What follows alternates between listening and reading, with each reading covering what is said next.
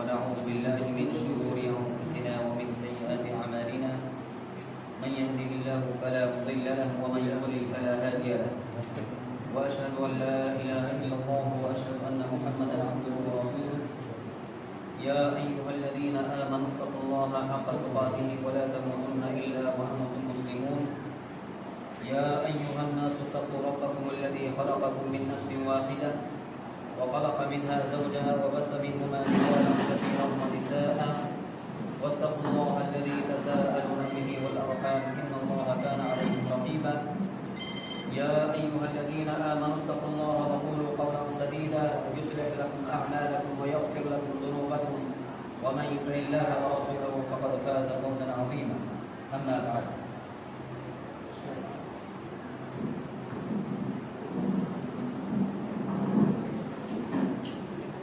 সমস্ত প্রশংসা মহান করুণাময় আল্লাহ রাব্বুল আলামিনের জন্য, যিনি আমাদেরকে শ্রেষ্ঠ বানিয়ে সৃষ্টি করেছেন।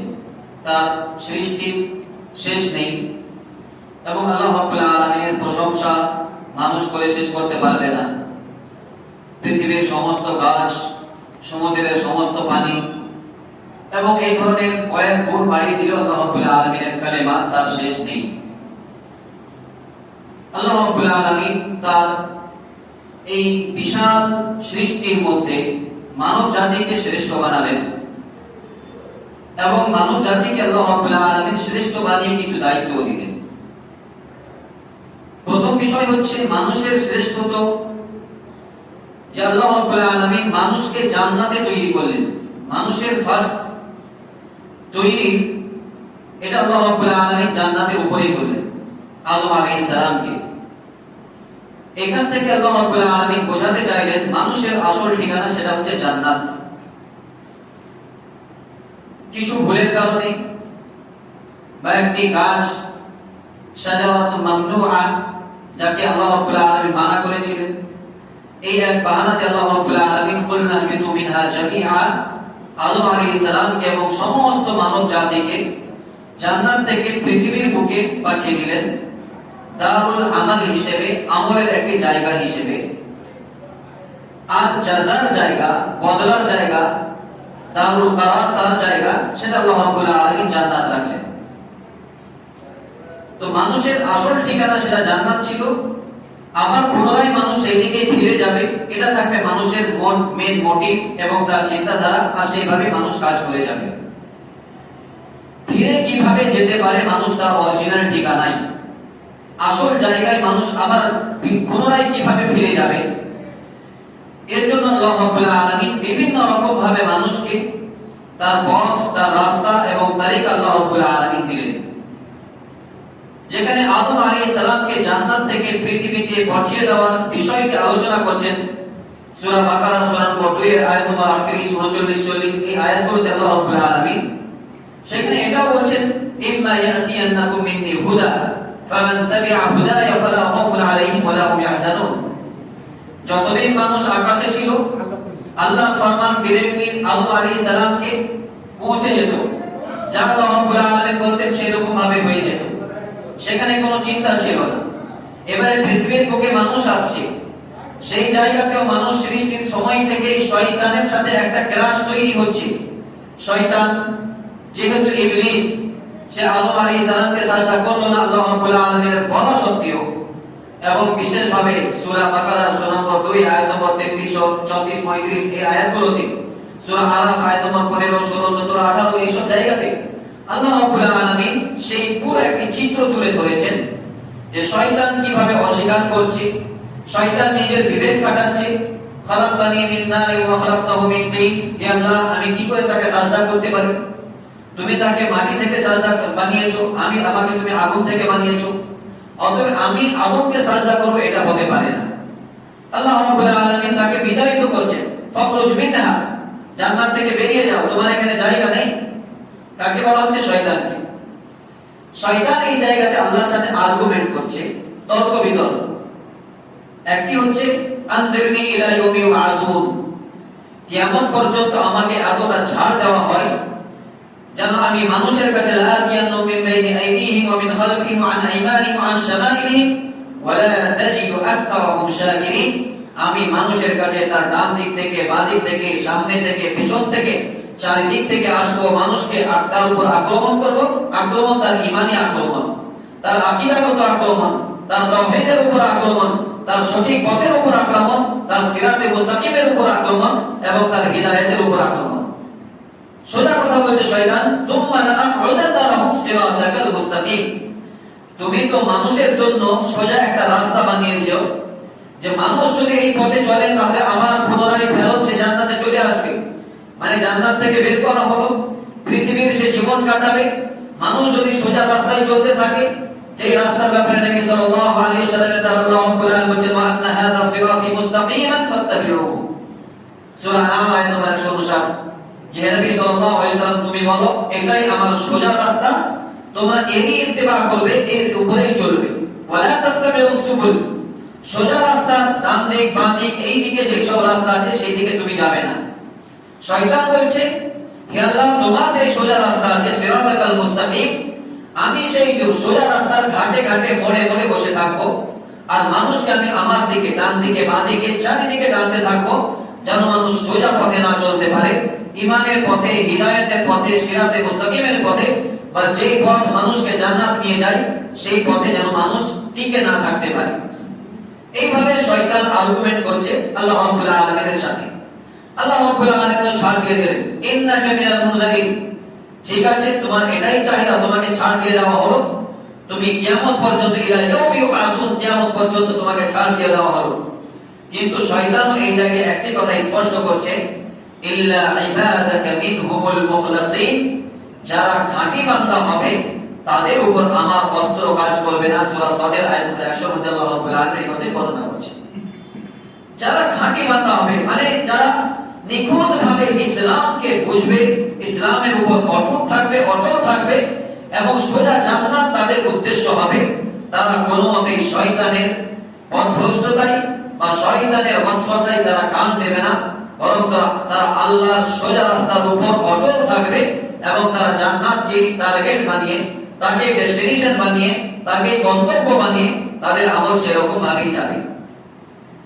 এখান থেকেই মানুষের সাথে শয়তানের যে বিরোধ এটা শুরু হচ্ছে। তারপরে আল্লাহ রাব্বুল আলামিন বিভিন্ন যুগে বিভিন্ন আম্বিয়া আলাইহিস সালাম পাঠালেন, যেই সব লোকেরা শয়তানের পথে পা দিয়ে তারা অন্যান্য পথে চলে গিয়েছিল তাদেরকে সোজা রাস্তায় নিয়ে আসার জন্য। যারা ঈমান নিয়ে এসেছিল আল্লাহ রাব্বুল আলামিন তাদেরকে রক্ষা করলেন, যারা ঈমান নিয়ে আসেনি তাদেরকে হারাম করলেন, নষ্ট করে দিলেন। নূহ আলাইহিস সালাম, মূসা আলাইহিস সালাম, ঈসা আলাইহিস সালাম, তার আগে হযরত হুদ আলাইহিস সালাম, হযরত সালেহ আলাইহিস সালাম, অসংখ্য আম্বিয়া আলাইহিস সালাম, তাদের কওম যারা মানেনি তাদেরকে আল্লাহ রাব্বুল আলামিন ধ্বংস করে দিলেন, তাবা হালাক করে দিলেন। এর দ্বারাতে পৃথিবীবাসীকে আল্লাহ রাব্বুল আলামিন শিক্ষা দিতে চাইলেন, তোমরা এই সঠিক পথেই টিকে থাকবে।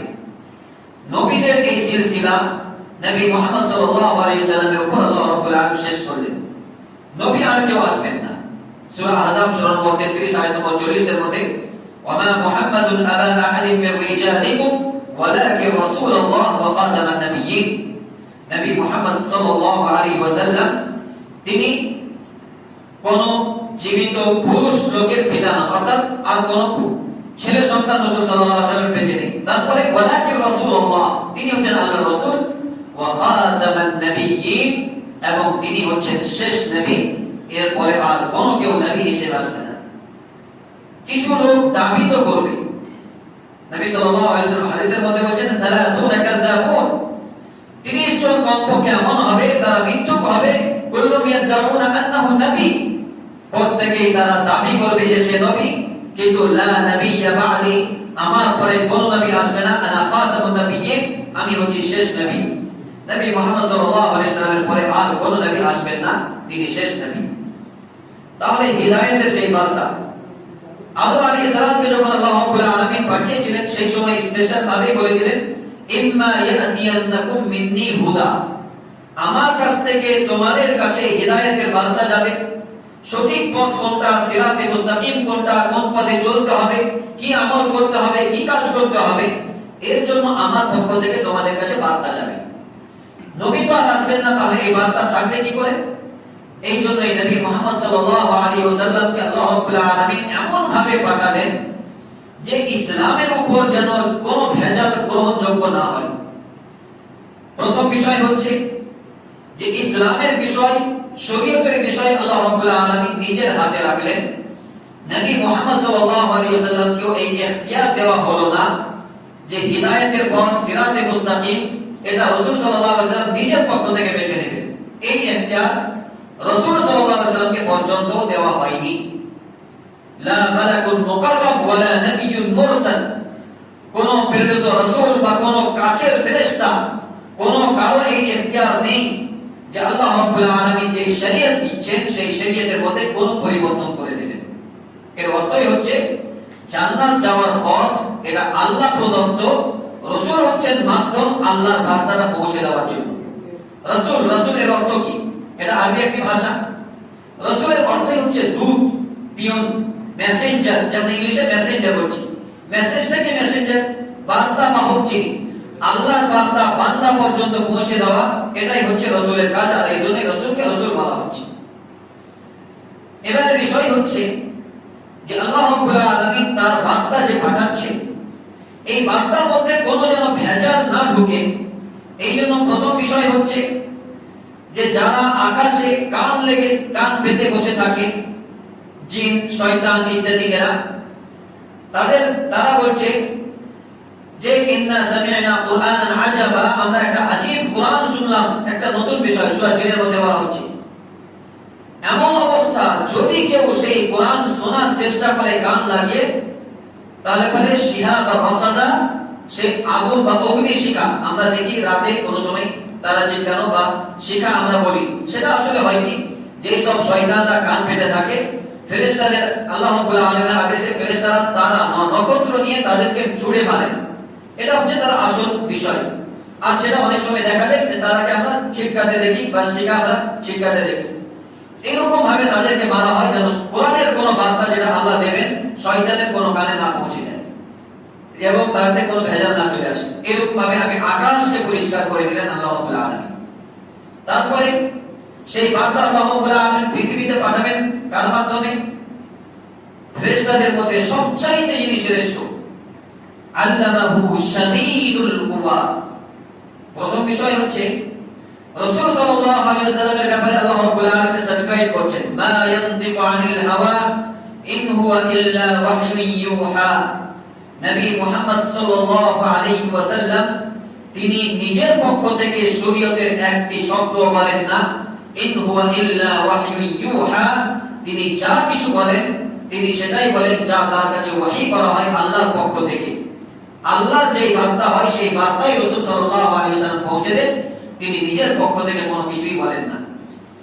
ওয়া মা ইয়ানতিকু আনিল হাওয়া, স্বেচ্ছায় মনে আসলে বলে দিলাম, এইরকম কখনোই নয়। তারপরেও সেই কথা কোথায় পান রাসূল সাল্লাল্লাহু আলাইহি ওয়াসাল্লাম? স্বপ্নে? এরকমটা নয়।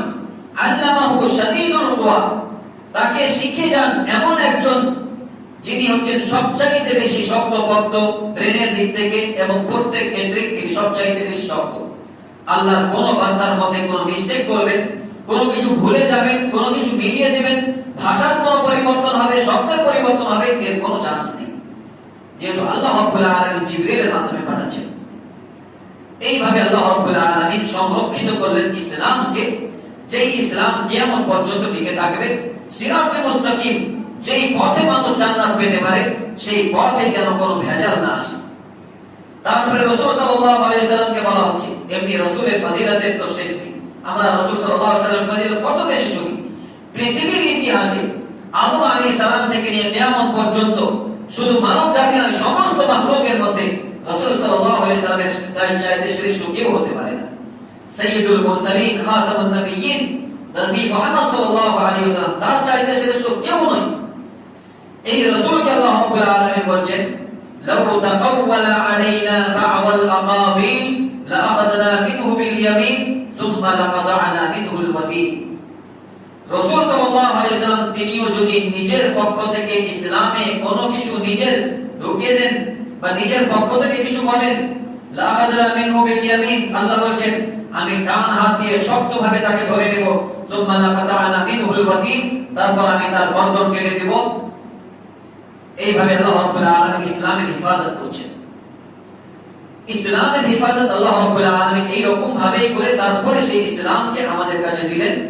আর রাসূল সাল্লাল্লাহু আলাইহি ওয়াসাল্লাম সেই বার্তা সাহাবা পর্যন্ত পৌঁছালেন, সাহাবারা তাবেঈন পর্যন্ত, তাবেঈনরা তাবা তাবেঈন পর্যন্ত, আর কিয়ামত পর্যন্ত ইসলামের সঠিক বার্তা অটুট থাকবে এবং সঠিকভাবে সেটা কায়েম এবং দায়েম থাকবে।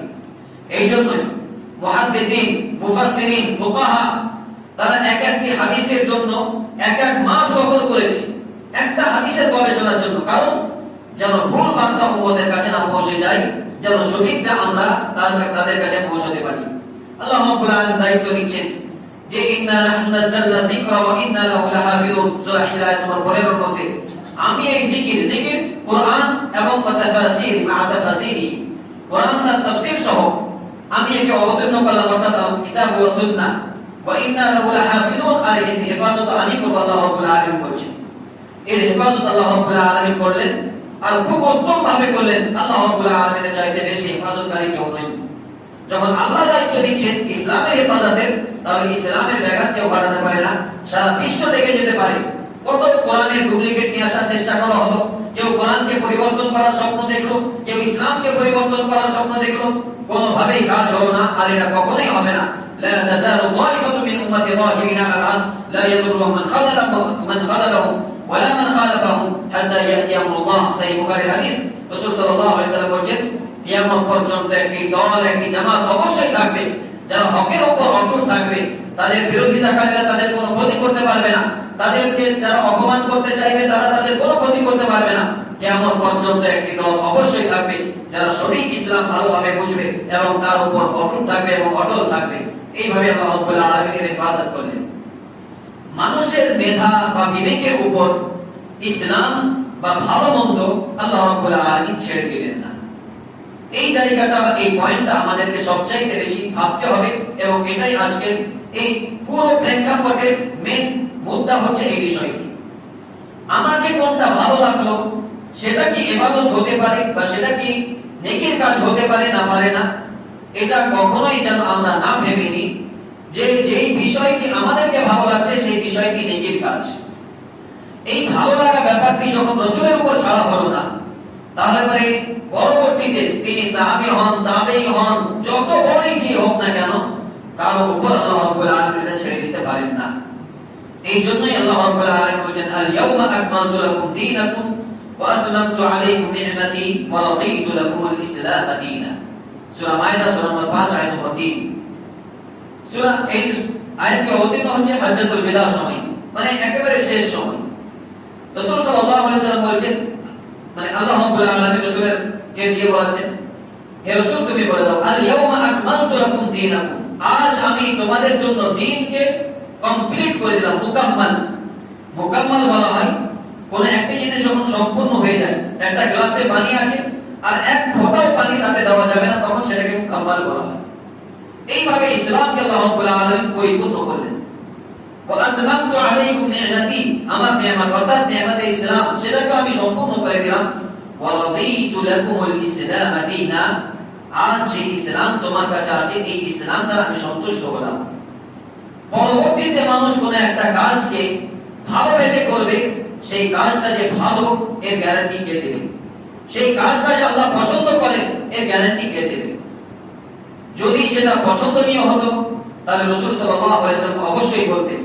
এইজন্যই মুআত্তা মতে রাসূল সাল্লাল্লাহু আলাইহি ওয়াসাল্লামের হাদিস, কুল্লু মা ইউকাররিবুকুম ইলাল্লাহ ফাকাদ আমারতুকুম বি, নেকির যতগুলো কাজ আছে আল্লাহর কাছাকাছি যে সব জিনিস তোমাদেরকে নিয়ে যেতে পারে, জান্নাতের পথ যেই সব, আমি প্রত্যেকটা বিষয়ে তোমাদেরকে আদেশ করে দিয়েছি। ওয়া কুল্লু মা ইউকাররিবুকুম ইলান নার ওয়া ইউবাদুকুম আনিল জান্নাহ ফাকাদ নাহাইতুকুম আনহু, আর প্রত্যেকটি সেই বিষয় যা তোমাদেরকে জাহান্নামের কাছাকাছি নিয়ে যাবে, জান্নাত থেকে দূরে সরিয়ে দেবে, সেই বিষয় আমি অবশ্যই তোমাদেরকে নিষেধ আরোপ করেছি, যে ব্যাপারে আমি অবশ্যই মানা করেছি। অতএব জান্নাত এবং জাহান্নামের পথ রাসূল সাল্লাল্লাহু আলাইহি ওয়াসাল্লাম ক্লিয়ার করে দিয়েছেন, স্পষ্ট করে দিয়েছেন। ইমাম মালিক রাহমাতুল্লাহ আলাইহি এইজন্যই মসজিদে নববীতে তিনি বসতেন, রাসূল সাল্লাল্লাহু আলাইহি ওয়াসাল্লামের রওজা তার পাশেই, এবং তিনি তাসবিহ দিতেন এবং বলতেন লা ইয়াসলুহা আখিরু হাদিহিল উম্মাহ ইল্লা বিমা সালাহা বিহি আউয়ালু, এই উম্মতের শেষ মানুষ মানে কিয়ামত পর্যন্ত লাস্ট মানুষ যিনি আসবেন তিনিও সেই পথেই হিদায়াত পেতে পারেন যেই পথে এই উম্মতের প্রথম ব্যক্তি হিদায়াত পেয়েছেন, মানে হযরত আবু বকর বা সাহাবায়ে কেরাম রাদিয়াল্লাহু তাআলা, তারা যেই পথে হিদায়াত পেয়েছেন, তারা যেই পথে চলেছেন, পৃথিবীর 1400 1500 বা যত হাজার বছর চলে যাক না কেন, শেষ ব্যক্তিকেও সেই পথেই গিয়ে হিদায়াত খুঁজতে হবে। এখন যদি আমরা বলি যুগ পাল্টেছে, পৃথিবী অনেক উন্নত হয়েছে, 1400 বছর আগের বিষয়গুলো এখন চলবে না, তাহলে আমরা এখন সেই 1500 আগের বছর আগের নবীকে কিভাবে অনুসরণ করতে পারি, কিভাবে মানতে পারি? এর অর্থই হচ্ছে যে আমরা ইসলামকে বোঝার চেষ্টা করিনি বা ইসলামের বিষয়গুলোকে আমরা বুঝিনি। প্রথম বিষয় হচ্ছে আমরা যে কোনো বিষয় যেই সব জিনিস সূত্র হিসেবে থাকে, সূত্রের মধ্যে পরিবর্তন খুব কম হয়, তবুও সেগুলো মানুষের আবিষ্কৃত, যেগুলো আইনস্টাইনের হোক অথবা যে কোনো বড় বড় বিজ্ঞানীদের হোক, তারা 200 বছর 300 বছর 500 বছর 600 বছর আগে কোন একটা সূত্র তৈরি করে গেছে, সেই সূত্র ধরে আজও বিজ্ঞানীরা তারা গবেষণা করছে, তারা চন্দ্রযান পাঠাচ্ছে, তারা বিভিন্ন কিছু আকাশযান পাঠাচ্ছে, সমস্ত গবেষণা সারা সেই হিসেবে করছে। ইসলাম আমাদেরকে একই রকম ভাবে সূত্র হিসেবে দিয়ে দিয়েছেন আল্লাহ রাসূল সাল্লাল্লাহু আলাইহি ওয়াসাল্লাম। এমনটা নয় যে আগে রাসূল সাল্লাল্লাহু আলাইহি ওয়াসাল্লামের যুগে হয়তো ফিরনি ছিল না, এখন আমরা ফিরনি খাচ্ছি, তাহলে পরে এটা খাওয়া যায় হবে কিনা? রাসূল সাল্লাল্লাহু আলাইহি ওয়াসাল্লাম সূত্র দিলেন, কুলু মা শিতুম ওয়াশরাবু মা শিতুম, কুলু ওয়াশরাবু ওয়া লা তুসরিফু, খাও পান করো, তোমরা ইসরাফ করো না। খাওয়ার ব্যাপারে, পরনের ব্যাপারে রাসূল সাল্লাল্লাহু আলাইহি ওয়াসাল্লামের যুগে চাদর ছিল, আমরা কেউ প্যান্ট শার্ট পরছে, কেউ পাঞ্জাবি পাঞ্জাবি পরছে, কেউ আর কিছু পরছে। রাসূল সাল্লাল্লাহু আলাইহি ওয়াসাল্লাম বলেছেন বিসমা শিতুম খায়রা ইল্লা নাও খায়রা খায়রা নাও খায়রা, যে তোমরা যা চাও করতে পারো, তার মধ্যে যেন কোনো রকম অহংকারের বিষয় না থাকে। এরকম ভাবে ইসলাম আমাদেরকে সূত্র দিয়ে দিয়েছে, সেই সূত্রেতে ঘাটে ঘাটে যদি আমরা বিষয়গুলোকে ফেলি, আমাদের কাছে মাসলা মাসাইল সবকিছু ইজি হয়ে যায়। অতএব আমাদেরকে অবশ্যই মনে রাখতে হবে যে ইসলাম একটি কমপ্লিট কোড, রাসূল সাল্লাল্লাহু আলাইহি ওয়াসাল্লামের উপরে ইসলাম কমপ্লিট হয়ে গিয়েছে, আর সেই কমপ্লিট সেটা হচ্ছে কোরআন এবং সুন্নাহর মাধ্যমে, কিতাব এবং সুন্নাতের মাধ্যমে, কোরআন এবং হাদিসের মাধ্যমে। এবং যারা কোরআন এবং হাদিসকে সামনে রেখে সাহাবায়ে কেরাম রাদিয়াল্লাহু তাআলা আনহুম, তাবেঈন, তাবা তাবেঈন, আইম্মা হযরত, আইম্মায়ে আরবা এবং তাছাড়া ইমাম আউজাঈ, ইমাম সুফিয়ান সাওরী, ইমাম লাইথ, এই ধরনের যত ইমাম আইম্মাগণ আছেন এবং যারা তাদের পথে চলেছেন, তারা যেই পথে চলেছেন সেই পথে কোরআন হাদিসকে আমাদেরকে সামনে রাখতে হবে, তাহলেই আমরা হিদায়াত পাবো। আল্লাহর প্রদত্ত যেই বাণী, আমাদের যে আসল ঠিকানা, যেখানে আমাদেরকে পুনরায় ফিরে যেতে হবে, সেই জান্নাত আমরা লাভ করতে পারবো। যদি এমনটা না হয়, তাহলে আমরা জান্নাতও লাভ করতে পারবো না, পুনরায় আমরা আমাদের আসল অরিজিনাল ঠিকানাতে আমরা ফিরে যেতে পারবো না। এবং যে ইসলামকে নিয়ে আমরা গর্ব করছি, যে ইসলামকে আমরা মানার চেষ্টা করছি, সেই ইসলাম আমাদের কোনো কাজে আসবে না যদি আমরা সেই ইসলামকে রাসূলের ইসলাম হিসেবে না মানতে পারি, বা রাসূল যে ইসলাম আমাদেরকে দিয়েছেন সেই ইসলাম যদি আমরা না নিতে পারি। আমাদের নিজস্ব আবিষ্কৃত মান আহাদাথা মিন আমরিনা হাযা মা লাইসা মিনহু ফাহুয়া, যে কোন ব্যক্তি ইসলামের নামে কিছু আবিষ্কার করলো যেটা রাসূল সাল্লাল্লাহু আলাইহি ওয়াসাল্লাম দেননি, আল্লাহ রাব্বুল আলামিন সেটাকে কবুল করেন না। তেমনি রাসূল সাল্লাল্লাহু আলাইহি ওয়াসাল্লাম বলেন, সুবহান লিমান গায়্যারা বাদি, আমার পরে ইসলামে কেউ কিছু আবিষ্কার করেছো, হাউজে কাউসারে তার কোনো পানির কোনো জায়গা নেই। এটা সহিহ আল-জামি' হাদিস নম্বর 3355। এইভাবে এইভাবে আলোচনা হতে পারে। মূল আজকে প্রাথমিক আলোচনা হিসেবে অবশ্যই এটা বলতে পারি, আল্লাহ রাব্বুল আলামিন যেভাবে শয়তান থেকে রক্ষা করে সিরাতে মুস্তাকিম আমাদেরকে দিলেন, সেই পথ আমাদেরকে বারবার দেখতে হবে, চিনতে হবে, জানতে হবে। আমরা যে দোয়া করি ইহদিনাস সিরাতাল মুস্তাকিম, সবাই আমরা পড়ি, সূরা ফাতিহা প্রায় সমস্ত মানুষের মুখস্থ আছে। আমরা দোয়া করি, এর অর্থ হে আল্লাহ আমাদেরকে সিরাতে মুস্তাকিমের পথ দেখাও, সেই পথে আমাদেরকে নিয়ে চলো। তো এটা শুধু মুখে বললে হবে না, অন্তর থেকে তার প্রতি চাহিদা রাখতে হবে যে বিভিন্ন পথ চারিদিকে ছড়িয়ে গিয়েছে, কোনটা সিরাতে মুস্তাকিম, কোনটা সঠিক পথ, সেটাকে নির্দিষ্ট করুন এবং তার উপরে আমাদেরকে চলতে হবে। আল্লাহ রাব্বুল আলামিন আমাদের সকলকে ইসলাম ভালোভাবে বোঝার এবং পূর্ণরূপে ইসলাম মেনে চলার তৌফিক দান করেন, আমিন। ওয়া সাল্লাল্লাহু আলা নাবিয়িনা মুহাম্মদ ওয়া আলিহি ওয়া সাহবিহি আজমাইন। আসসালামু আলাইকুম ওয়া রাহমাতুল্লাহি ওয়া বারাকাতুহু।